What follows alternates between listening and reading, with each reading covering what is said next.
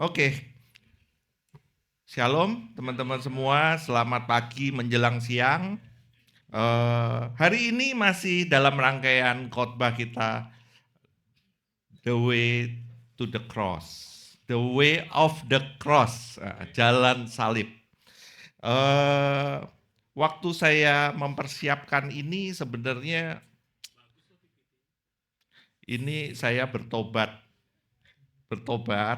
karena ternyata jalan salib ini luar biasa loh. Ternyata apa yang Yesus lalui itu seringkali kita berpikir bahwa itu seperti legenda, seperti cerita-cerita dongeng gitu kan. Tapi setelah diselami, ternyata banyak berkat, banyak hal yang kita bisa pelajari sebenarnya.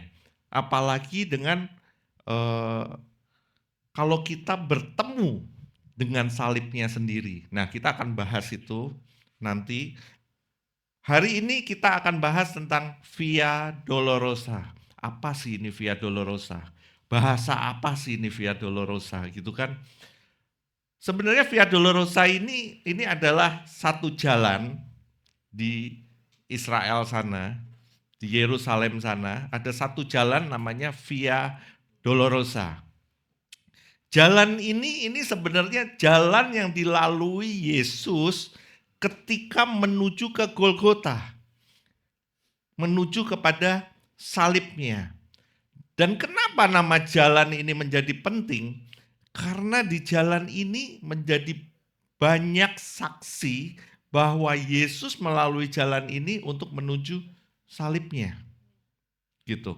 Nah, kata Via Dolorosa sendiri, jalan salib ini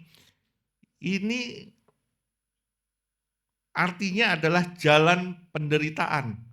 Hari ini kita akan bicara tentang encounter.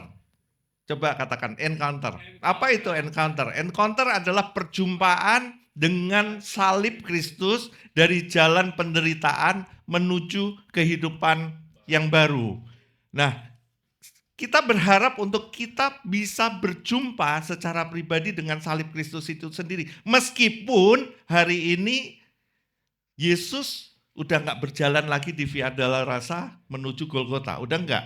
Tapi salib Kristus itu bisa ada di dalam kehidupan kita.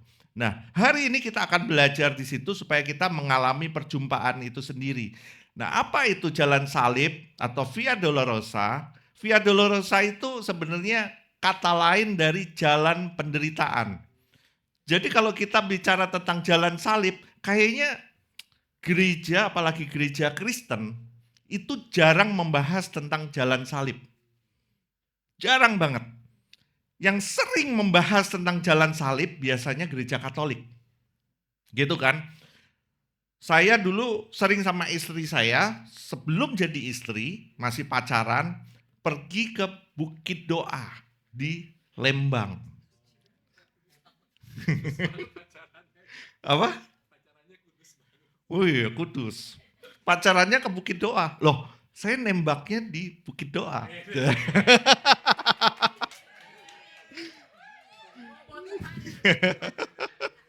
Saya nembaknya di depan itu di Bukit Doa, nembaknya di situ. Nah, itu di Bukit Doa itu di Lembang ada jalan salib di situ. Jadi bisa merefleksikan, kita bisa membayangkan perjalanan Yesus dari awal dia disiksa sampai ketika dia disalib.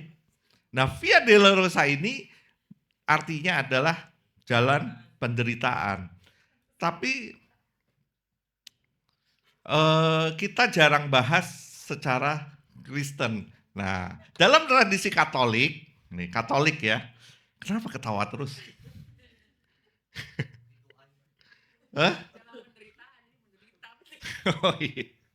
Salah ya harusnya waktu itu ya. Apa-apalah. Dalam tradisi Katolik disebut stasi atau stasio, artinya berhenti. Jadi menunjuk kepada 14 perhentian jalan salib, yaitu titik-titik di mana umat berhenti untuk merenungkan momen-momen tertentu dalam penderitaan Kristus menuju salib. Tapi ini di Katolik. Namun kita hari ini, saya waktu mempelajari ini, ada satu sisi doktrin saya mengadopsi dari tradisi reform. Yaitu apa? Tidak ada daftar resmi stasi karena reform lebih menekankan perenungan langsung dari kitab suci. Sola scriptura. Daripada struktur devosional yang dibentuk oleh tradisi gereja, terutama yang tidak sepenuhnya Alkitabiah. Karena contohnya gini, beberapa stasi di versi Katolik bersifat tradisional, bukan eksplisit Alkitabiah. Contohnya waktu Veronica menyeka wajah Yesus, atau dikatakan Yesus jatuh 3 kali. Nah itu cari di Alkitab, saya pastikan tidak akan ketemu. Padahal kalau kita melihat cerita tentang Veronica ini, sebenarnya ceritanya sangat heroik banget. Sangat keren banget. Waktu Yesus berlumuran darah, ceritanya dia menyeka muka Yesus dengan hijabnya. Kemudian itulah yang menjadi cerita dari si Veronica ini. Dan ceritanya kain ini sampai hari ini masih disimpan. Gitu. Tapi sayangnya di Alkitab nggak ada. Jadi kita nggak akan bahas dari sisi ini. Nah kalau dilihat dari tradisi reform, ini akan terbagi menjadi 10 stasi, yaitu Yesus dijatuhi hukuman mati, itu pertama. Kedua, Yesus dicambuk dan diejek. Ketiga, Yesus memanggul salibnya. Keempat, Simon dari Kirene membantu memanggul salib. Kelima, Yesus menghibur perempuan-perempuan Yerusalem. Keenam, Yesus disalibkan. Ketujuh, penjahat yang bertobat. Kedelapan, kematian Yesus dan tabir bait suci terbelah. Kesembilan, reaksi perwira Romawi. Dan yang ke-10, Yesus dikuburkan. Ini agak berbeda dengan stasi yang ada di Katolik. So hari ini saya akan bahas sesuai dengan yang ini, bukan dari yang versi Katolik, ya. Nah, kalau hari ini kita bicara tentang Via Dolorosa, kita bicara tentang encounter, tentang perjumpaan, saya tertarik dengan perjumpaan beberapa orang ketika jalan salib. Jadi ketika jalan salib, Yesus berjumpa dengan beberapa orang. Dan orang-orang ini setelah berjumpa dengan Yesus, hidup mereka mengalami perubahan. Nah kalau kita lihat dari point of view ini, maka ada 4 bagian. Hari ini saya akan membahas 4 bagian ini. Yang pertama adalah stasi keempat, yaitu Simon dari Kirene membantu memanggul salib. Yang kedua, Yesus menghibur perempuan-perempuan Yerusalem. Yang ketiga, penjahat yang bertobat. Ada 2 penjahat di salib, di kiri dan di kanan. Dan yang keempat, reaksi perwira Romawi. Jadi khotbah hari ini akan dibagi menjadi 4 bagian. 4 judul bagian, 4 subtema bagian. Nah, saya akan disclaimer dulu bahwa kita tidak dibawa untuk menjadi seperti orang-orang ini. Ya. Kita harus menjadi, firman Tuhan bilang serupa, fokus kita tetap kepada Kristus. Jadi kita tidak akan, oh saya mau seperti Simon dari Kirene. No, enggak seperti itu. Tapi justru kita belajar bahwa kasih karunia Tuhan ini begitu besar terhadap mereka. Siapa mereka? Apa yang mereka lakukan? Latar belakang mereka seperti apa? Tapi ternyata kasih karunia Tuhan itu cukup buat mereka. Hidup mereka yang tadinya tidak ada apa-apa menjadi sesuatu karena apa? Karena perjumpaan, encounter dengan salib Kristus itu sendiri. Maka itu kenapa setiap kali khotbah di tempat ini selalu ada salib Kristus.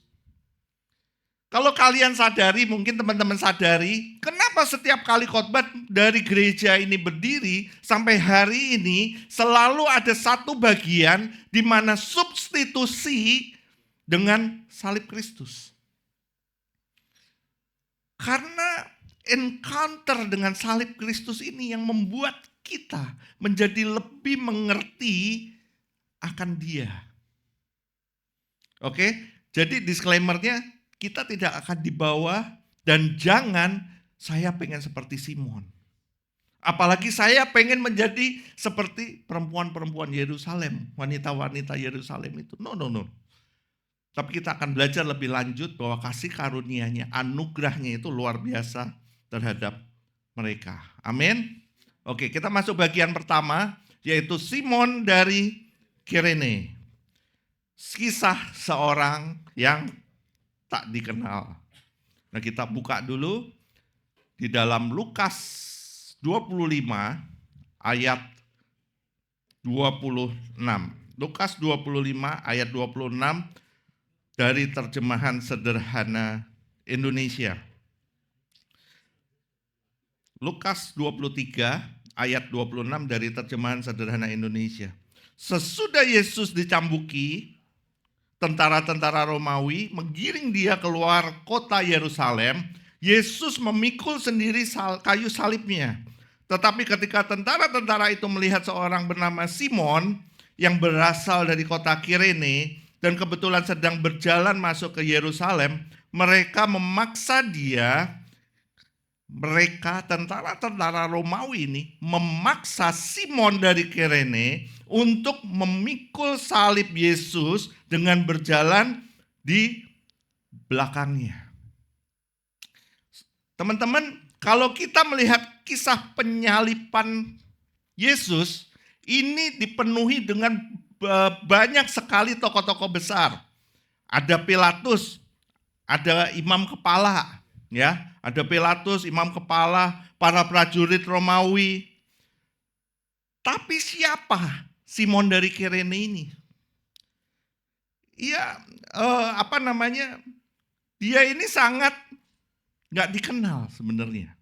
Dia tokoh yang sangat kecil, tapi sebenarnya menyimpan makna rohani yang besar banget. Kenapa? Karena dia orang yang dipaksa untuk memanggul salib Yesus. Kalau kita pelajari, ia nggak banyak disebut sebenarnya. Simon dari Kirene ini nggak banyak disebut. Hanya satu ayat yang menggambarkan perbuatannya. Tapi di dalam tindakannya itu memikul salib Yesus terkandung makna yang sangat dalam. Kenapa? Kan dia memanggul di belakang Yesus. Yesus di depan, dia di belakang. Ya, ini sebenarnya memaknai apa arti dari pemuritan. So, gereja kita berfokus kepada pemuritan. Jadi meskipun Simon memanggul salib Yesus, dia nggak berjalan di depan Yesus. Dia berjalan di belakang Yesus. Nah, siapa Simon? Simon ini dia datang dari luar kota. Dia bukan dari Yerusalem, dia dari luar kota. Dia bukan bagian dari pengawal Yesus. No, dia bukan murid Yesus. Dia bukan musuh Yesus, tapi dia juga bukan sahabatnya Yesus. Bukan. Dia kira-kira dia sebenarnya datang ke Yerusalem itu cuman mau memperingati Paskah waktu itu, cuman mau nonton Paskah. Tapi tiba-tiba dia diberhentiin sama tentara Romawi, dipaksa untuk memikul Yesus, memikul salib Yesus. Ya sebenarnya dia nggak nggak nyangka.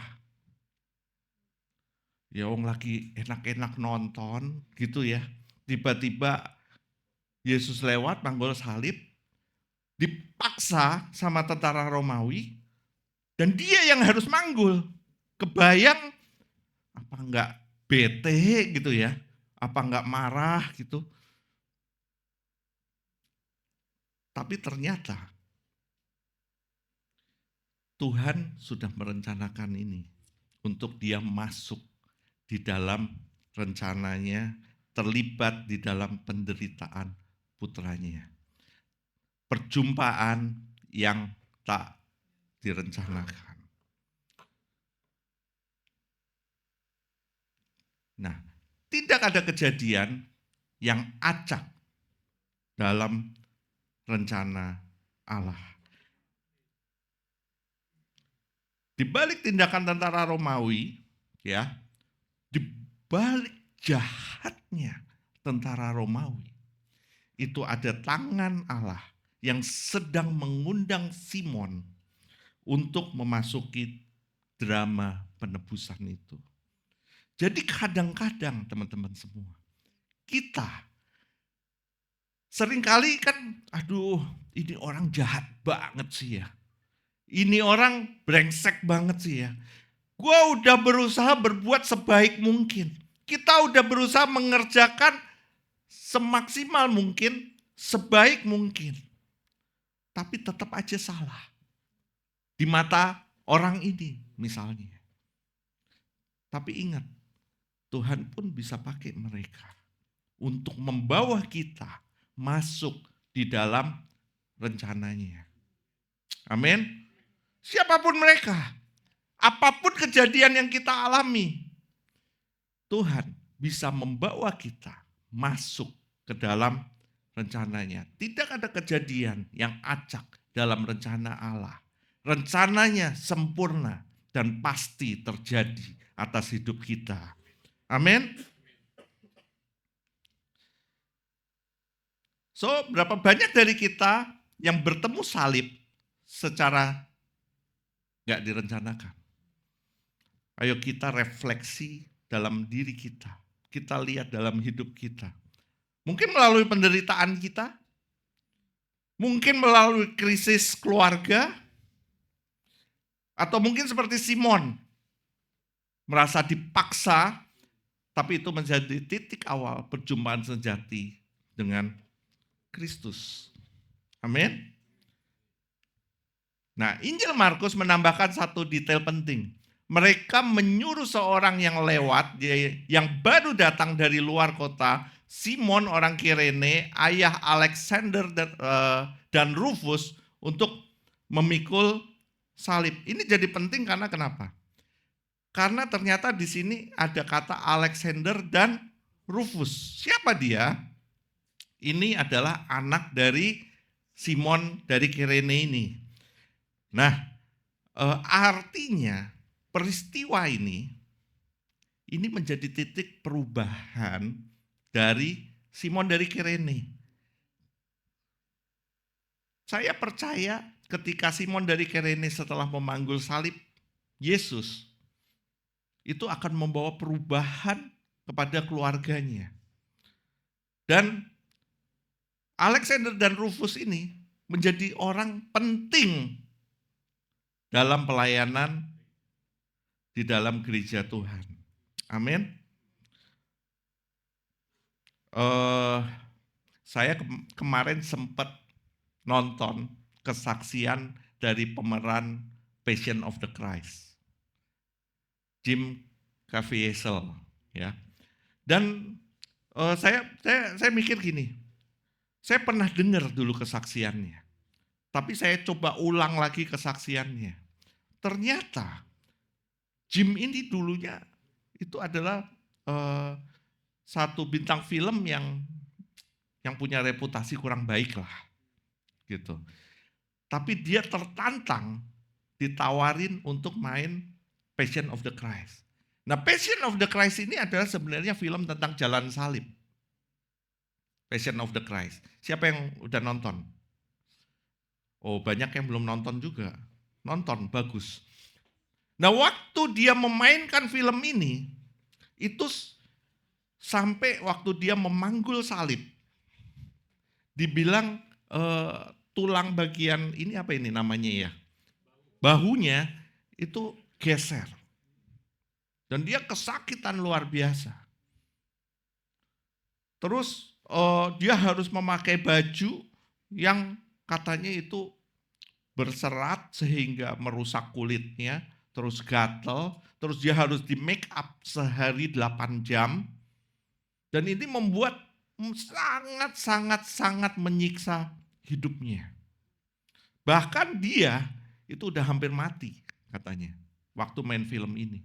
Tapi lewat film ini dia menyadari bahwa apa yang dia lakukan ini nggak ada apa-apanya dengan yang Yesus lakukan pada hari itu. Dan sampai hari ini dia bertobat karena film ini. Gitu. Nah, ini jadi penting teman-teman. Karena seringkali kita melihat salib Kristus ini cuman sebagai tontonan doang. Tapi kita nggak membawa meresapi ke dalam hati kita. Simon tidak memikul salib karena sukarela. Ingat, dia dipaksa. Tapi apa yang semula beban menjadi berkat, apa yang semula paksaan menjadi panggilan. Yesus berkata, setiap orang yang mau mengikut aku, ia harus menyangkal dirinya, memikul salibnya setiap hari, dan mengikut aku. Simon memikul salibnya secara harafiah mungkin ya hari itu. Tapi kita hari ini dipanggil untuk memikul salibnya secara rohani. Apa itu secara rohani? Bukan sekedar penderitaan, tapi penyangkalan diri. Mati atas dosa dan hidup bagi Kristus. Ini yang susah. Maksudnya memikul salib itu kita udah nggak mikul salib kayu yang gede lagi. Enggak. Tapi bagaimana kita menyangkal daging kita ini loh. Itu namanya pikul salib. Apakah kita memikul salib ini? Apakah kita hanya menjadi penonton salib? Seringkali kita menjadi penonton salib. Kita nggak memikul salib. Banyak orang yang mengenal Yesus, tapi tidak mau menyangkal diri. Simon menggambarkan realitas bahwa mengikut Yesus akan selalu membawa salib. Seringkali kita ngerti loh bahwa salib Kristus itu luar biasa. Tapi dikatakan seringkali kita cuma jadi penonton. Kita ingin mengenal Yesus, ingin kenal Yesus, tapi kita nggak mau menyangkal diri. Nah, Simon dari Kirene ini menggambarkan realitas bahwa mengikut Yesus akan selalu membawa salib. Dari beban menjadi persekutuan.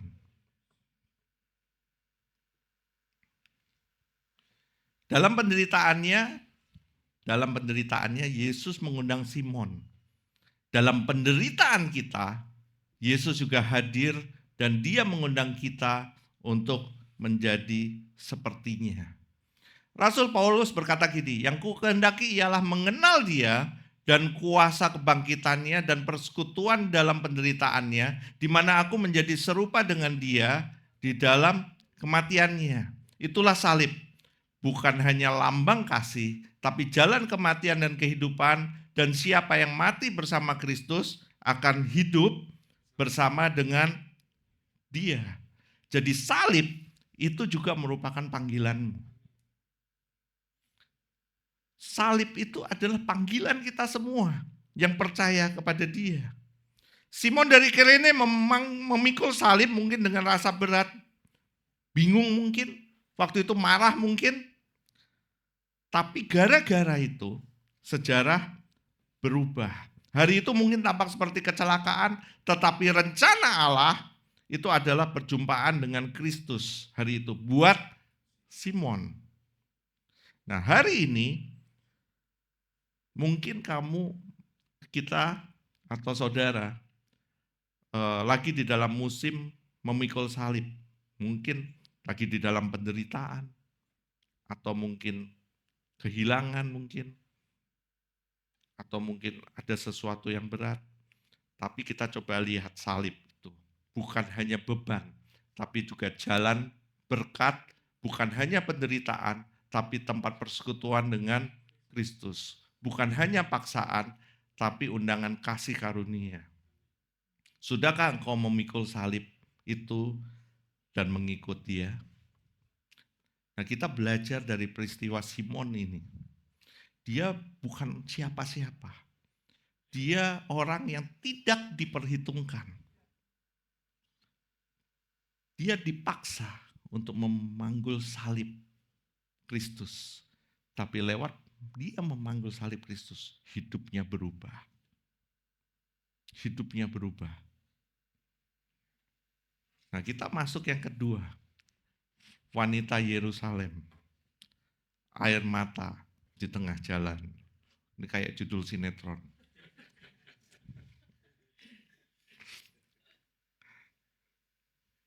Nah, waktu Yesus memanggul salib menuju tempat eksekusi, wajar nggak kalau banyak orang yang melihat penderitaan Yesus? Wajar nggak? Wajar. Wajar nggak kalau orang melihat penderitaan Yesus terus mereka nangis? Wajar nggak? Wajar kan? Gitu. Nah, Yesus melihat perempuan-perempuan yang menangisi dia, bukannya menerima simpati mereka, ia malah berkata sesuatu yang menyenangkan. Jangan menangisi aku, melainkan tangisilah dirimu sendiri dan anak-anakmu. Meskipun Yesus di dalam penderitaannya, di dalam kesakitannya, ketika dia berjumpa dengan wanita-wanita Yerusalem ini, Yesus masih bisa bilang, jangan tangisi aku. Tapi tangisi dirimu sendiri dan anak-anakmu. Nah,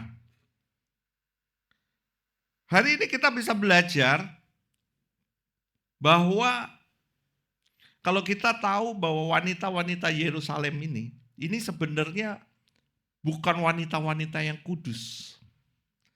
Wanita-wanita Yerusalem ini sebenarnya orang-orang yang dalam tanda kutip itu seperti ditentukan untuk binasa. Jadi dia wanita-wanita yang penuh dengan dosa.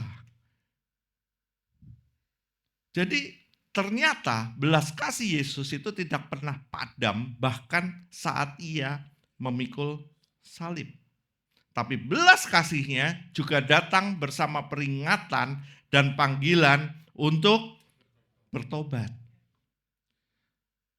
So, meskipun dia memanggul salib, tetap dia memperingatkan para wanita ini. Nah, di dalam Lukas 25 ayat 27-28. Sejumlah besar orang mengikuti dia, di antaranya banyak perempuan yang menangisi dan meratapi dia. Yesus berpaling kepada mereka dan berkata, hai putri-putri Yerusalem, janganlah engkau menangisi aku, melainkan tangisilah dirimu sendiri dan anak-anakmu. Yesus sedang digiring ke Golgota, di tengah kerumunan, terus ada wanita yang menangis. Tapi di situ Yesus malah menubuatkan tentang penghakiman atas Yerusalem. Mengapa? Karena mereka menangisi penderitaannya Yesus. Mereka menangisi penderitaan, tapi belum memahami dosa yang menyebabkannya. Jadi aplikasinya gini, banyak orang menangisi penderitaan Yesus tetapi tidak menyesali dosanya sendiri.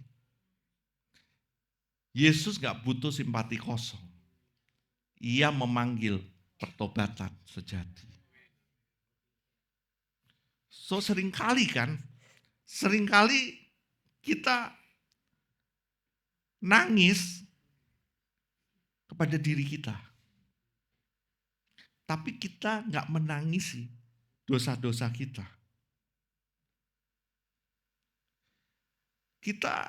Kita bisa jatuh dalam kesedihan yang salah arah. Menangisi akibat dosa, tapi tidak pernah bertobat dari dosa itu sendiri. Sering nggak seperti itu? Menangisi penderitaan Yesus, tapi menolak hidup di dalam pertobatan dan ketaatan. Nah, wanita-wanita itu seperti itu, teman-teman semua. Dia menangisi akibat dosa-dosa yang mereka perbuat, tapi nggak pernah bertobat dari dosa itu sendiri. Dan mereka menangisi penderitaan Yesus, tapi menolak hidup dalam pertobatan dan ketaatan. So, kita sebagai gerejanya, kita harus memberitakan Kristus yang penuh dengan belas kasihan, tapi juga menyerukan pertobatan dan mengingatkan akan penghakiman. Ini nggak boleh lupa. Kita nggak boleh terlena dengan, wah, belas kasihannya luar biasa, memang benar. Tapi kita juga harus menyerukan tentang pertobatan dan mengingatkan akan penghakiman. Kita dipanggil bukan hanya untuk terharu oleh salib, tapi diubahkan olehnya. Kalau kita lihat salib, mungkin kita bisa nangis. Kita terharu. Kita lihat jalan salib, luar biasa. Tapi cuma terharu. Nggak usah lihat jalan salib. Saya ke Disneyland, lihat parade, nangis. Saya nonton drakor, nangis. Seperti ada hadirat Tuhan di situ.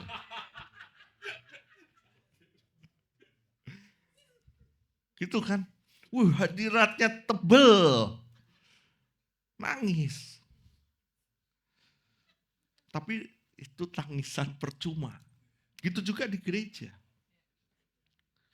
Kamu nangis di gereja, melihat dosa-dosamu, it's okay. Tapi kalau nggak pernah bertobat, itu air mata sia-sia. Iyalah, apalah air mata buaya atau apa, nggak ngerti lah. Tapi itu yang terjadi. Seringkali kita lagi nyanyi di gereja gitu kan, waduh Tuhan baik gitu, nyanyi, nangis gitu. Puji Tuhan, memang Tuhan baik, gak usah dibilang Tuhan baik, memang Tuhan baik. Gitu. Tapi hidup kita gak pernah mau berubah. Percuma juga. Nah, kembali lagi tentang wanita-wanita ini. Yesus mengarahkan air mata perempuan-perempuan Yerusalem dan air mata kita kepada tempat yang tepat. Bukan hanya kepada penderitaannya, tetapi kepada dosa kita sendiri. Bukan hanya kepada salib sebagai tragedi, tapi sebagai kemenangan kasih dan keadilan Allah. Amin. Mari menangisi dosa, bukan hanya penderitaan. Mari berpaling kepada Dia yang memikul salib untuk menanggung murka agar kita dapat hidup di dalam anugerah-Nya. Amin. Kita masuk stase yang ketiga. Dua penjahat di samping Yesus. Coba siapa tahu namanya?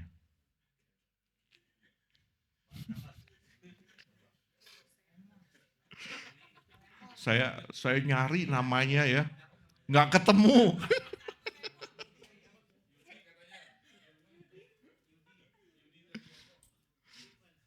Dua penjahat di samping Yesus, dua salib, dua respon pertobatan di ujung kehidupan. Kayaknya ya memang sengaja namanya nggak tahu. Supaya namanya bisa diganti. Yang satu Revano, yang satu siapa? Raymond.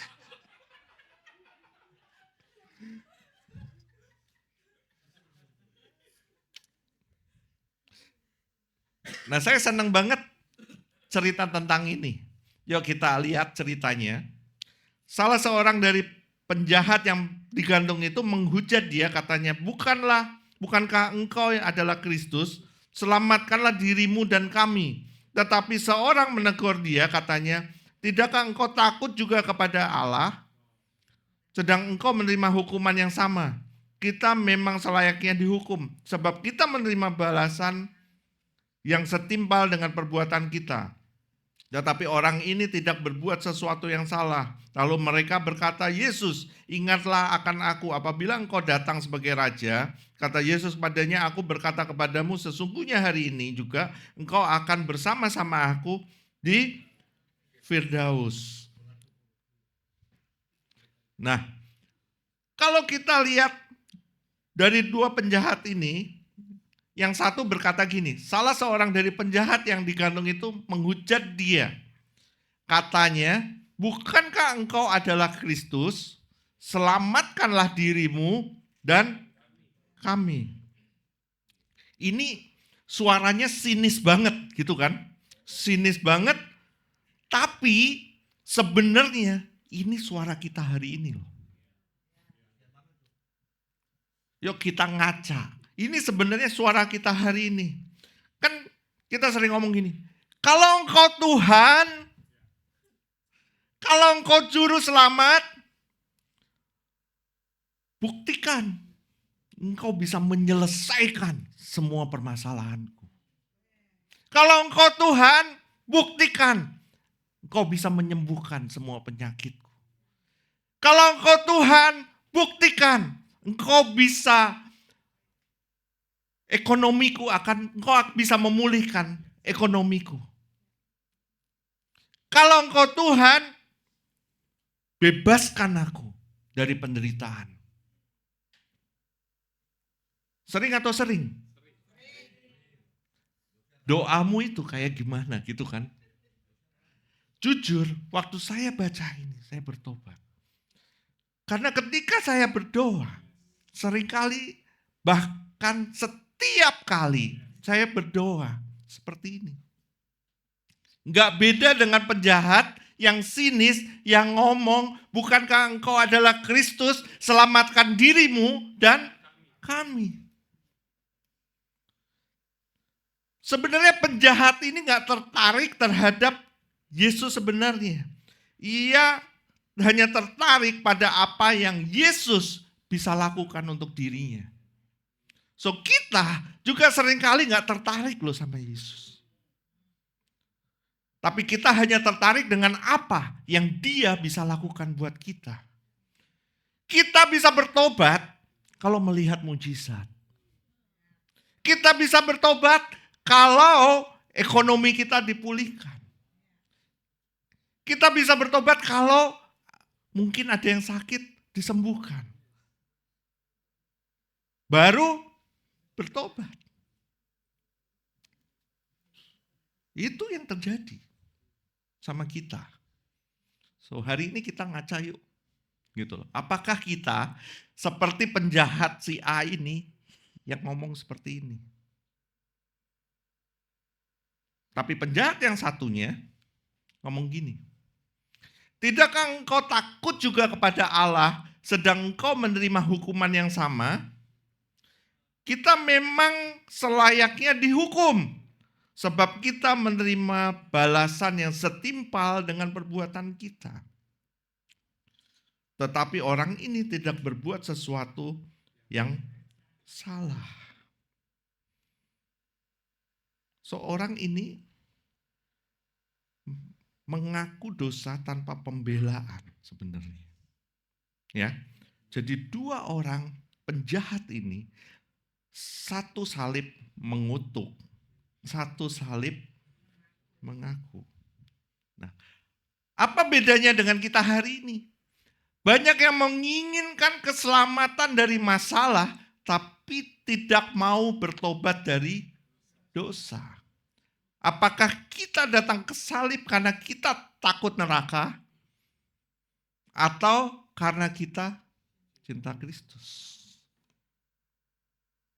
Sekarang kalau ditanya, kamu siap gak mati hari ini?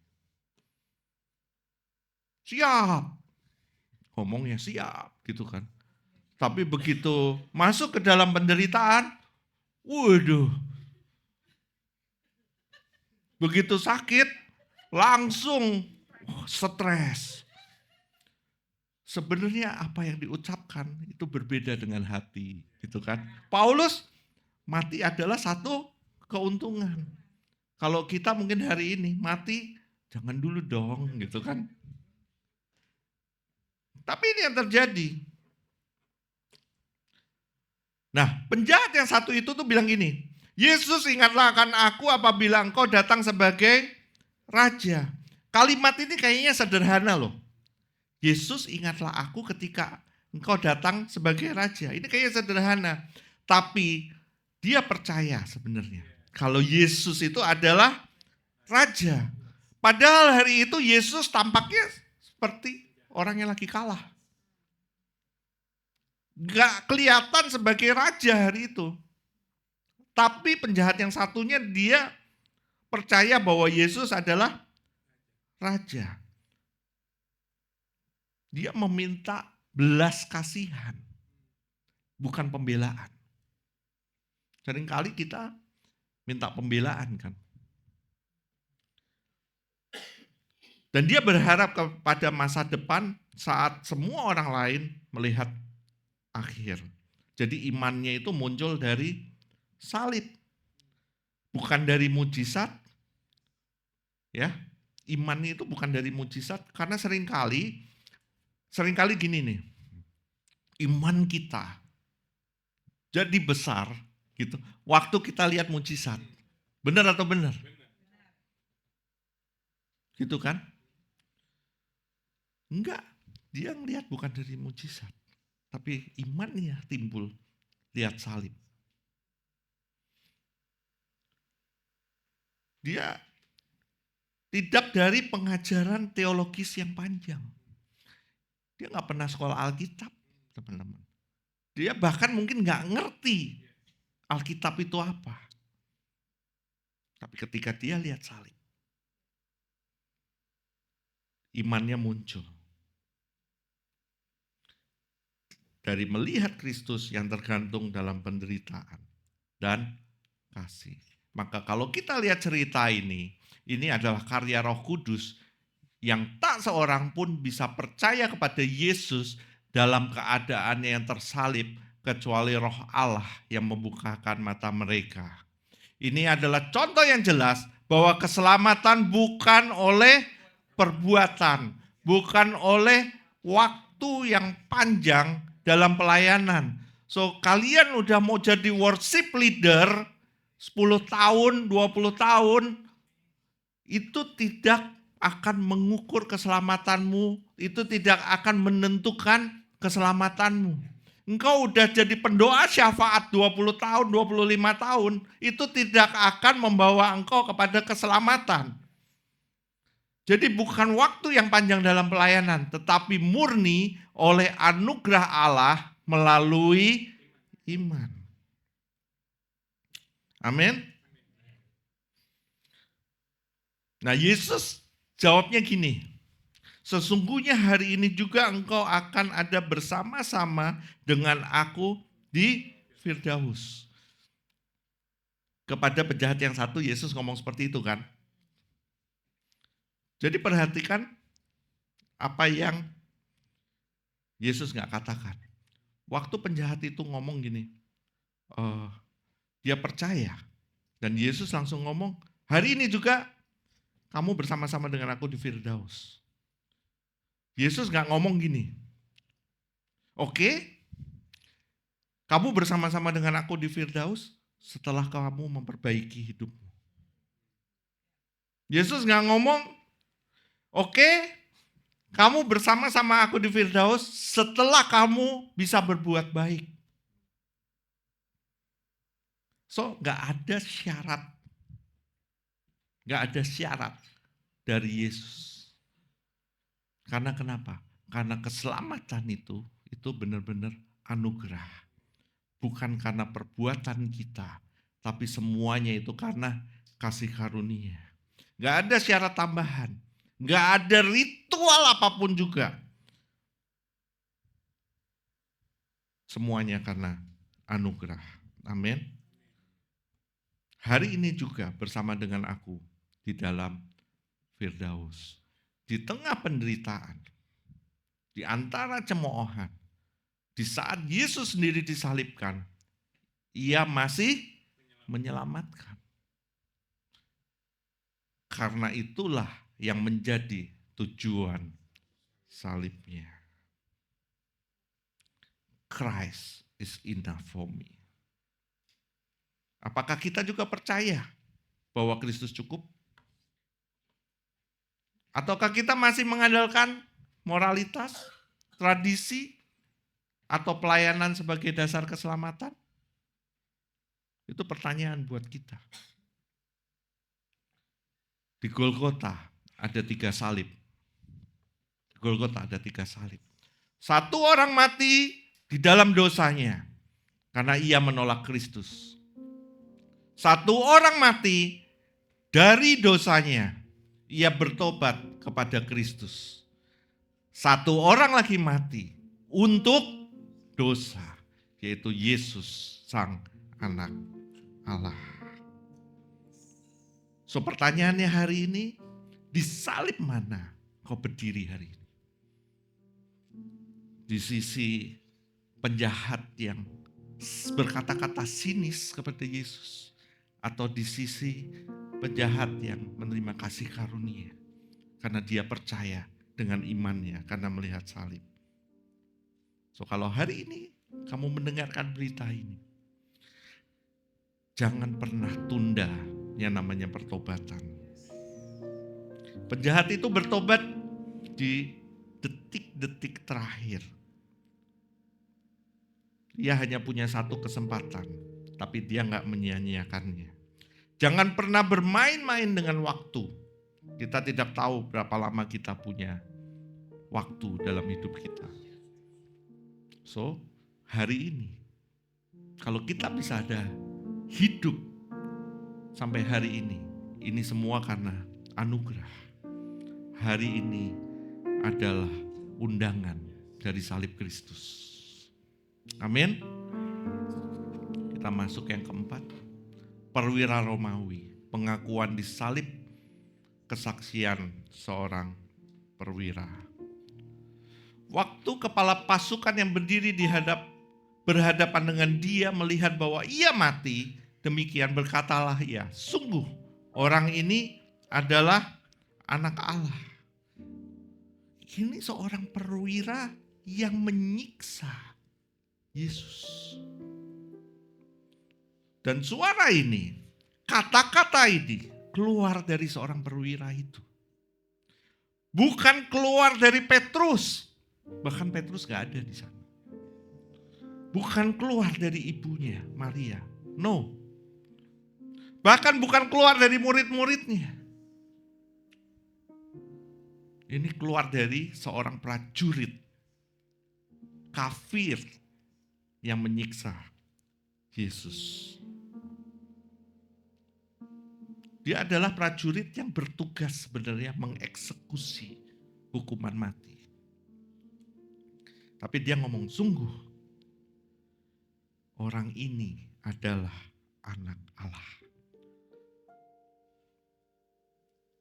Pengakuan dia ini mengubah segalanya. Amin. Betapa indahnya Injil, bahwa kasih karunia Allah tidak terikat kepada agama, bangsa, atau sejarah masa lalu kita. Siapapun kita, bahkan algojo sekalipun, penjahat sekalipun, bisa diubahkan oleh salib Kristus.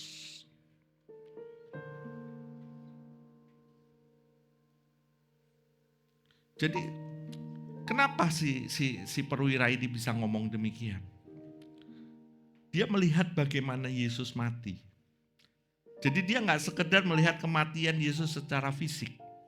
Karena dia udah sering melihat orang mati secara fisik. Tetapi melihat cara Yesus menyerahkan nyawanya. Yesus gak mengutuk musuhnya. Tapi malah dia berkata, ya Bapa, ampunilah mereka. Yesus gak memberontak. Tapi menyerahkan nyawanya dengan damai. Bahkan alam merespon ya, gempa bumi dan tabir Bait Allah terbelah. Di dalam salib Kristus kebenaran dan kasih Allah bertemu. Di sana murka Allah akan dosa ditumpahkan, namun juga anugerahnya dicurahkan. Waktu dia bilang gini, sungguh orang ini adalah anak Allah. Ini sebenarnya bukan perkataan sembarangan. Ini adalah puncaknya sebenarnya. Kenapa? Kalau kita pelajari di dalam Injil tentang Yesus Kristus di dalam Injil Markus. Di dalam Markus 1 ayat 1 dikatakan gini, inilah permulaan Injil tentang Yesus Kristus, anak Allah. Tapi semenjak itu ditulis sampai dengan ayat-ayat akhir, ya, gak ada satupun juga yang bilang bahwa Yesus adalah anak Allah. Gak ada. Tapi malah perwira yang menyiksa Yesus itu yang ngomong bahwa dia anak Allah.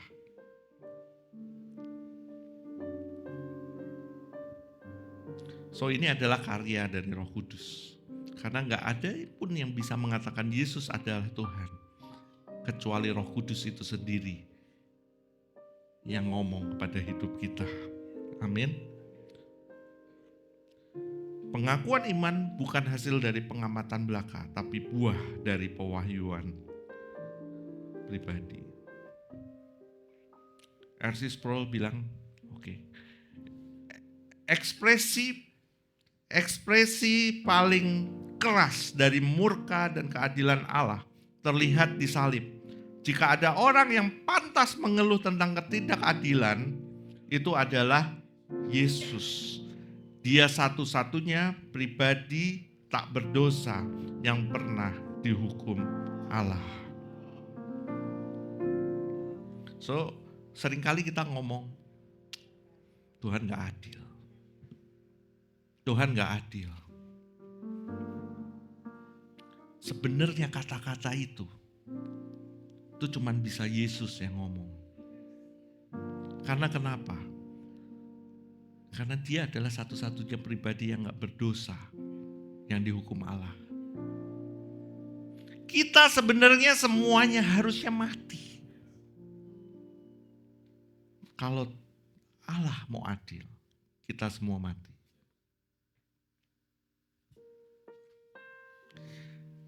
Salib adalah tempat pewahyuan ilahi.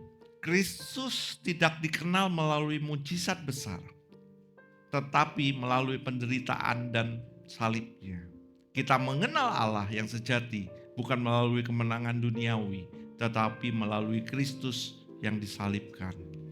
Salib adalah tempat pertobatan bagi siapapun.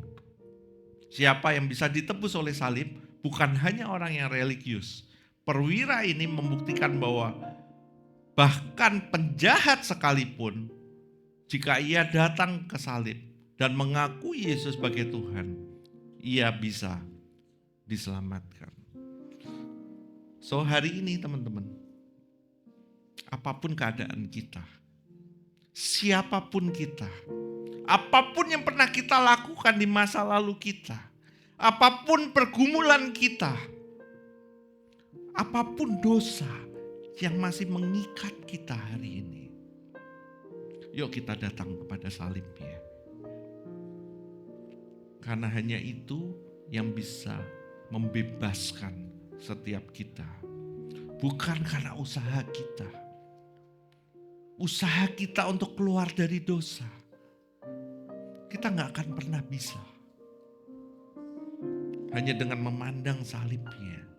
Dengan menghargai kasih karunia-Nya, menghargai apa yang Dia sudah buat atas setiap kita 2000 tahun lalu di atas kayu salib.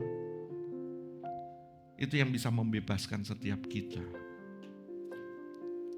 Kita sebagai manusia pasti akan jatuh, gagal, jatuh, gagal, jatuh, dan gagal lagi. Kita butuh Kristus. Mungkin hari ini Ada yang masih berkutat. Kau tahu kok, aku gak layak Tuhan. Aku gak layak. Aku ini kotor. Seperti wanita-wanita Yerusalem itu. Kotor. Bahkan untuk bertobat pun aku gak mampu. Yuk kita minta anugerah Tuhan. Karena percayalah, salibnya itu sudah membebaskan setiap kita. Di atas kayu salib Yesus berkata, "It is finished." Sudah selesai. So, kita belajar bukan karena pelayanan kita, bukan karena pengalaman pelayanan kita, bukan seberapa jauh kita udah berdoa, bukan. Tapi semuanya karena kasih karunia. Kalau dia bisa mengubah Simon dari Kirene, dia bisa menegur dan menyelamatkan wanita-wanita Yerusalem. Bahkan dia bisa menyelamatkan salah satu penjahat yang tergantung di kayu salib. Dan dia bisa mengubah prajurit Romawi itu, bahkan dia yang menyiksa Yesus sendiri. So hari ini kita semua pun bisa diubahkan. Amin. Sekali lagi bukan karena kuat dan gagah kita, tapi semua karena kasih karunia-Nya. Amin. Solitio Gloria. Yuk mari kita berdoa.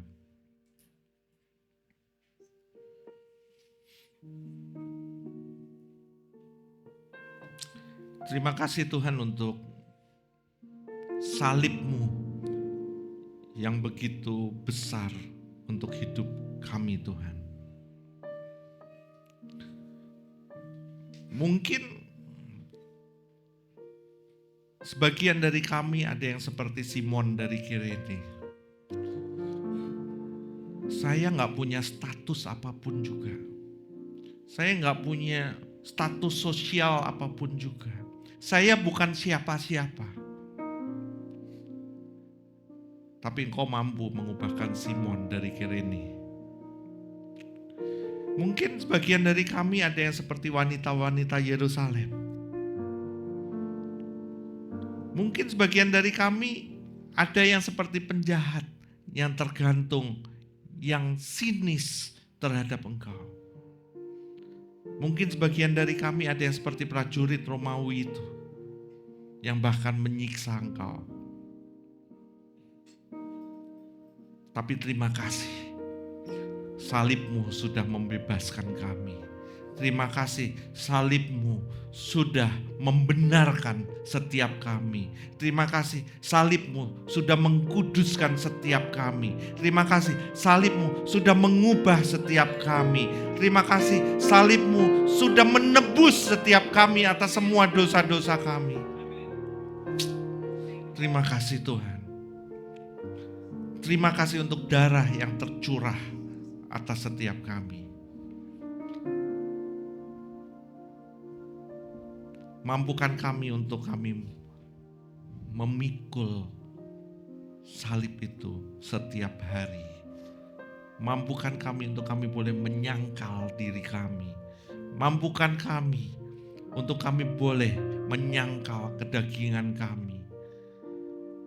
Terima kasih Tuhan. Hanya di dalam nama Tuhan kami Yesus Kristus kami berdoa. Haleluya. Amin.